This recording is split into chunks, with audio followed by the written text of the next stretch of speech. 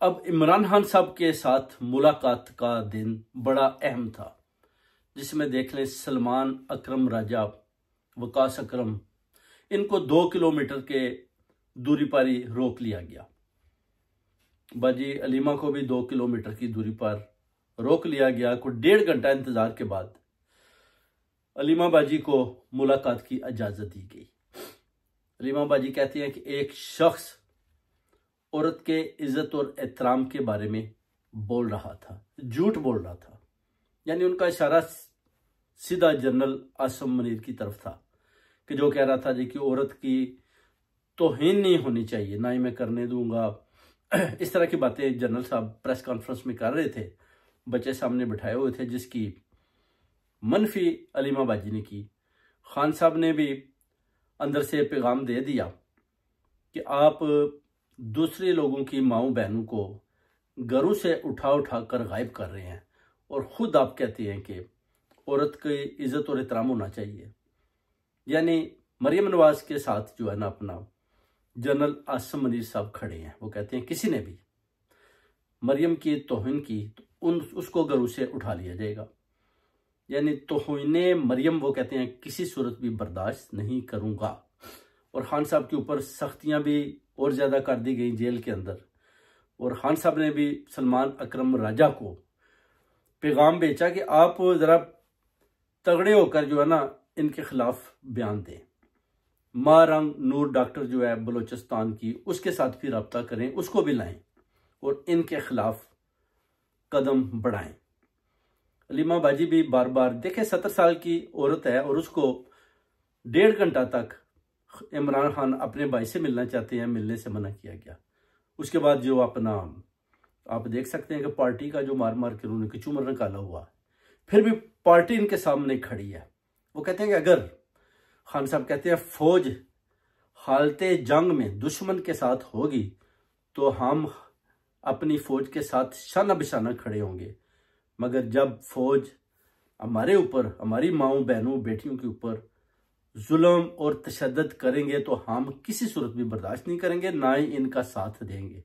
यानी फौज को वो कहते हैं हम पसंद करते हैं, दुश्मन के साथ लड़ेंगे, अपनी अपनी बैरकू में चले जाए, दुश्मन का मुकाबला करें, साथ खड़े होकर वो कहते हैं जान भी देंगे। मगर जब हमारी माओ बहनों को वो उठाएंगे, हमारे ऊपर जुल्म करेंगे, मैंडेट चोरी करेंगे, बोलेंगे जी कि कोर कमांडर के घर के ऊपर हमला किया गया और ये जी अपना पाकिस्तान की रियासत के ऊपर हमला है। वो कहते हैं ये पाकिस्तान की रियासत नहीं है, पाकिस्तान की रियासत जो है वो पार्लियामेंट है, पाकिस्तान की रियासत अपना जो है वो मेंबर ऑफ पार्लियामेंटेरियन है, पाकिस्तान की रियासत अवाम है जिनके ऊपर जुल्म ढाया जा रहा है, पाकिस्तान की रियासत वो मैंडेट है जो चुराया गया है।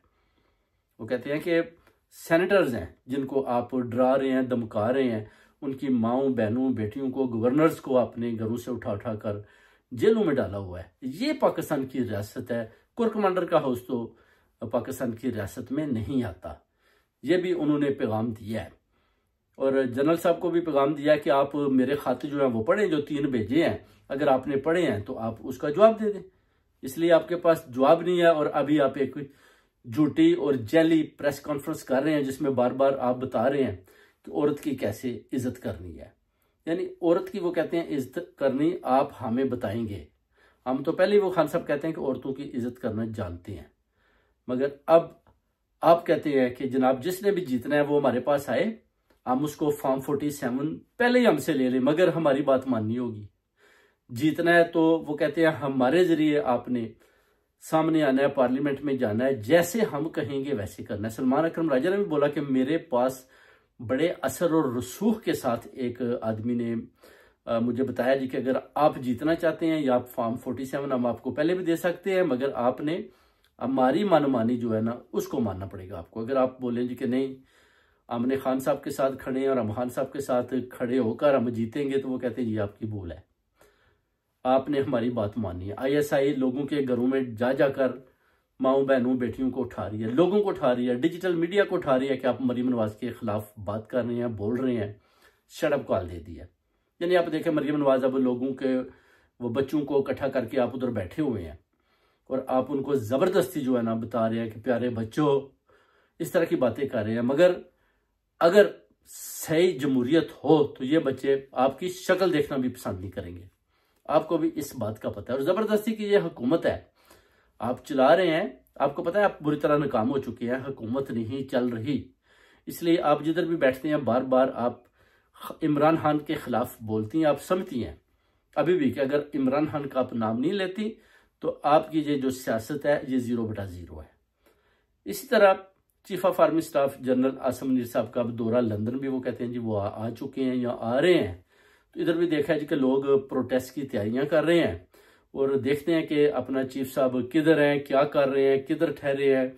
क्या वो अपना हाई कमिश्नर डॉक्टर अफजल के घर में ठहरे हैं या अपना कहीं और वो किसी ऐसे होटल में छुप कर ठहरे हुए हैं जिधर पाकिस्तानी अपना जो कम्युनिटी है उनका पता लगाना उनके लिए मुश्किल है या ऑलरेडी पता लग चुका है। इस तरह के प्रोटेस्ट की भी बातें हो रही हैं जो हाई कमीशन के सामने। वो कहते हैं अगर chief of army staff general Asim Munir London में तशरीफ लाए हैं तो हम जनाब उधर बहुत बड़ा प्रोटेस्ट करेंगे ताकि वो देखे कि खान साहब के हक में लोग खड़े हैं और रिलीज इमरान खान के नारे भी वो कहते हैं कि लगाएंगे और जनरल साहब को पैगाम देकर भेजेंगे ताकि वो अपनी आंखों से देख लें कि अपना ओवरसीज कम्युनिटी आज भी इमरान खान के साथ खड़ी है, हक और सच के साथ खड़ी है। और जब तक आप खान साहब को रिलीज नहीं करेंगे ओवरसीज कम्युनिटी शाना बिशाना रिलीज इमरान खान और प्रोटेस्टों का जो पीसफुल प्रोटेस्ट खान साहब ने बोले हैं उनका सिलसिला जारी रखेंगे।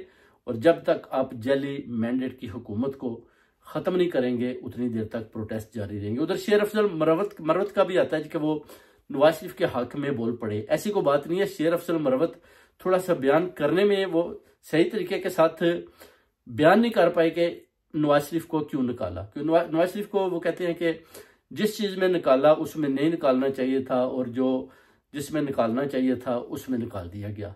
तो उन्होंने एक मिसाल दी थी बेसिकली जिसका उनको पूरी तरह इल्म नहीं था, मगर वो कहते हैं मुझे भी पार्टी से निकाला गया। मगर खान साहब जब बजाते खुद कहेंगे फेस टू फेस कि मैंने वाकई शेर अफजल मरवत को निकाल दिया है तो वो कहते हैं फिर मैं देखूंगा कि वाकई मुझे पार्टी से निकाल दिया गया, क्योंकि मेरी भी कहते हैं बहुत ज़्यादा पीटीआई के लिए कुर्बानी है।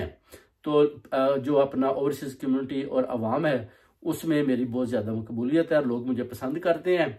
मगर खान साहब को कुछ गलत लोग गलत किस्म का पैगाम पहुंचाते हैं जी कि जैसे कि शेर अफजल मरवत खान साहब की जगह लेना चाहता है। हालांकि वो कहते हैं मैं खान साहब का सिपाही हूँ, कोई ऐसी बात नहीं। खान साहब मेरे भी लीडर हैं, पूरे कौमी लीडर हैं और कभी भी मैंने ये नहीं सोचा कि मैं इमरान खान की जगह लूँ, बल्कि वो कहते हैं मैं खान साहब के साथ आज भी खड़ा हूँ।